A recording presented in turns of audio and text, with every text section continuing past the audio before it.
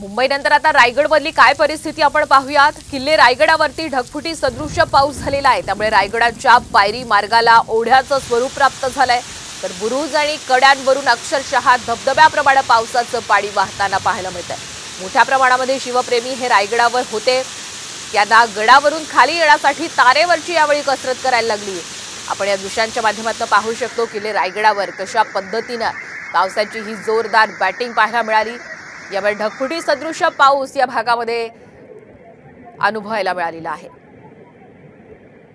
रायगडाच्या पायरीवरून आपण पाहतोय या दृश्यांच्या माध्यमातून अक्षरशः ओढ्याचं स्वरूप या मार्गाला प्राप्त झालेलं आहे।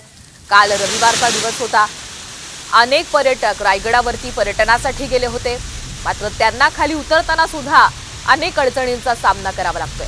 बुरुज आणि कड्यांवरून तर अक्षरशः धबधब्याप्रमाणे पाणी वाहताना पाहायला मिळतंय।